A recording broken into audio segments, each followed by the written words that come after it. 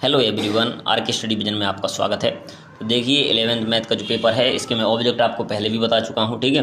अब इसके बाद इसके जो 7 बचे थे आपके और बाकी जो क्वेश्चन आंसर थे, ठीक है, उन सभी के आंसर आप लोग देख सकते हैं, ठीक है। पेपर के बारे में तो आपको बता ही दिया था पहले कि ये क्वेश्चन आ रहे हैं और इनके सॉल्यूशन के बारे में भी मैंने कुछ हद तक बता चुका हूँ कि जैसे मैंने ऑब्जेक्ट आपको बता दिए थे। अब इस वीडियो के अंदर आपका ये 7 बचे थे, ठीक है, तो इनको भी मैं लेके आ गया हूँ। तो 7 के आंसर आप लोग देख सकते हैं। पहला सत्य हो जाएगा, दूसरा आपका असत्य होगा, तीसरा भी सत्य है, चौथा आपका सत्य है, पांचवा असत्य है और छठवां असत्य है। तो इस प्रकार से ये आपके सत्य असत्य भी कंप्लीट होते हैं। अब इसके बाद हम बात करेंगे क्वेश्चन आंसर होगी, ठीक है। तो क्वेश्चन नंबर 6 पर आ जाइए और ए और बी का मान दिया है, ठीक है। यहाँ से हमें क्या निकालना था, इसमें संघ और सर्वनिष्ठ पूछा गया था। तो ए और बी दिए हैं और ए संघ बी, तो ये इसका आंसर है, और ए सर्वनिष्ठ बी, ये दोनों मान पूछे गए थे, ठीक है। तो इसको आप लोग नोट कर लेना।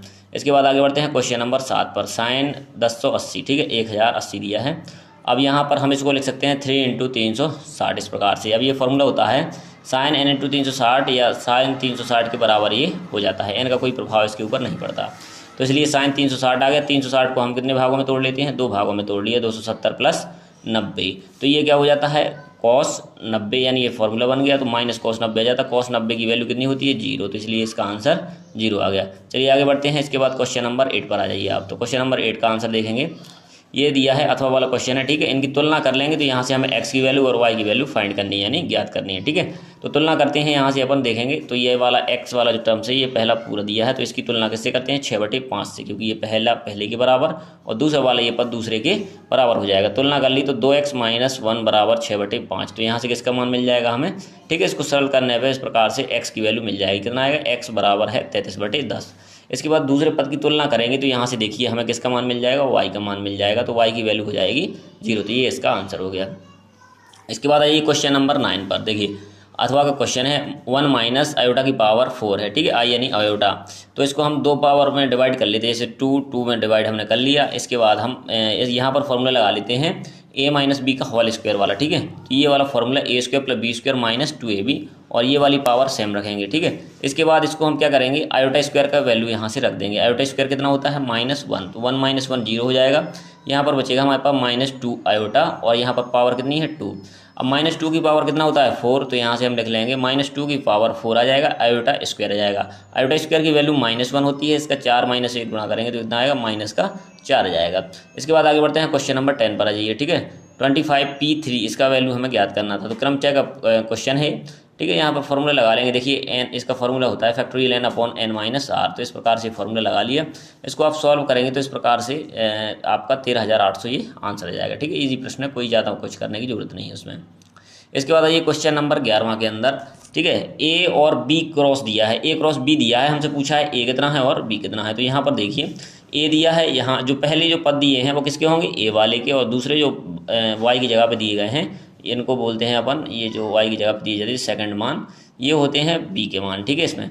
तो अब ए यहाँ पर दिया, 2 बार रिपीट हो गया, लेकिन हम क्या एक ही बार लिखते हैं एक मान को, ठीक है, रिपीट नहीं करना है। तो ए हो गया, और फिर इसके बाद बी भी दिया है, तो ए कैपिटल ए की वैल्यू ए बी हो गई, और यहाँ क्या है, एक्स वाई 2 प्रकार के हैं ABCD के अक्षर, तो यानी बी बराबर आ जाएगा एक्स वाई, ठीक है। तो ए की वैल्यू आ जाएगी और बी की, ये दोनों समुच्चय हमसे पूछे गए हैं। क्वेश्चन नंबर 12 पे जाइए। ABC के उप समुच्चय क्या होंगे, तो ABC के उप समुच्चय लिखने हैं। तो यहाँ से देखिए, अब फाई तो सबका उप समुच्चय होता है, फिर तीनों को अलग अलग लिखा, तो ABC तीनों को अलग अलग लिख लिया।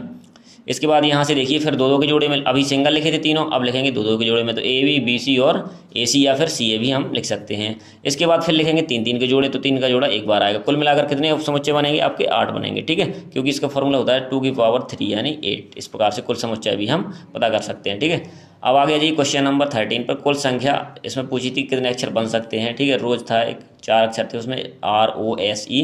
तो इस प्रकार से अगर शुरुआत के हम अक्षर को देखें तो इसकी जगह पे हम कोई भी रख सकते हैं 4 में से, ठीक है। ROSE की जगह पे एक को आप रख देंगे तो फिर कितने अक्षर बचेंगे आपके पास, 3। अगर 2 को रख दिया फिर तो 2 और बचेंगे, और 2 अब फिर 3 को रख दिया तो 1 बचा। तो इसी प्रकार से आपका 4 3 2 1 यानी 24 प्रकार के उसमें से संख्या बन सकती है अक्षरों की, ठीक है। अर्थपूर्ण या अर्थहीन बनाना था।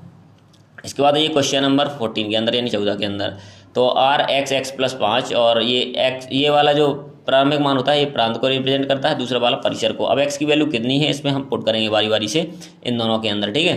तो यहाँ पर पुट की x बराबर 0, तो यहाँ भी पुट करेंगे, ठीक है, दोनों जगह पे। तो इस प्रकार से कई प्रकार के मान आएंगे। 0 रखा तो यहाँ तो 0 0 5, 1 रखा 1 6, फिर 2 7, फिर 3 8, इसी प्रकार से 4 9 और 5 10। अब जो पहले वाले मान होते हैं x की जगह पे, इनको क्या बोलते हैं अपन, प्रांत बोलते हैं। तो अपन यहाँ से जैसे ये इस लाइन वाले जो भी x की जगह पे जो मान दिए गए हैं ये होते हैं प्रांत। तो ये सब क्या है, 0 से 5 तक हैं, तो ये प्रांत है। परिसर जो y की जगह पे मान होते हैं, ये y किसको दर्शाता है, परिसर को, तो ये y के मान हो जाएंगे, ठीक है। क्वेश्चन नंबर 15 पे देखिए आप, अथवा का 25 डिग्री को हमें किसमें बदलना था, रेडियन में। तो इस प्रकार से इसका हम कर लेंगे। जब रेडियन में हम चेंज करते हैं तो π/180 का गुणा कर लेते हैं, तो इस प्रकार से रेडियन में चेंज हो जाएगा, ठीक है। अब इसके बाद देखिए मैं आपको बताना चाहता हूँ कि जो अगर आपको ऑब्जेक्ट नहीं मिल पाए हैं या ऑब्जेक्ट आपने नहीं किए हैं, ठीक है, तो आप मैं वीडियो के डिस्क्रिप्शन में इसी में लिंक दे दूंगा, ठीक है। तो वहाँ पर आप क्लिक करेंगे तो मेरा जो दूसरा वीडियो है उसको आप देख पाएंगे। उसमें सही ऑब्जेक्ट दिए हैं आपका, क्वेश्चन नंबर 1 2 3 4 के आंसर दिए हैं, क्योंकि 7 तो मैंने इसी के अंदर बता दिए हैं, ठीक है।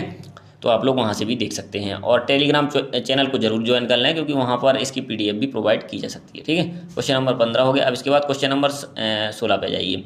NC NT और ये दिया है, ठीक है, ये चाय वाले, ये कॉफ़ी वाले, ये चाय वाले हैं, ये दोनों वाले सब मतलब कुल मिलाकर कितने हैं, सब नेक्स्ट पूछा था, तो इस प्रकार से हमने कहा सकते हैं, ठीक है। तो इसका मान आ जाएगा आपको 19। इसके बाद क्वेश्चन नंबर 17 पे जाइए। fx की वैल्यू दी गई है, ठीक है। आप इसमें जब हम प्रांत निकालना है तो प्रांत का मतलब है कि ये कोई परिभाषित वैल्यू आनी चाहिए। परिभाषित वैल्यू कब आएगी, जब इसका हर क्या ना हो, 0 के बराबर ना हो, क्योंकि 0 हो जाएगा तो यहाँ से क्या हो जाएगा, इन्फिनिटी चला जाएगा, यानी अनंत हो जाएगा, ठीक है।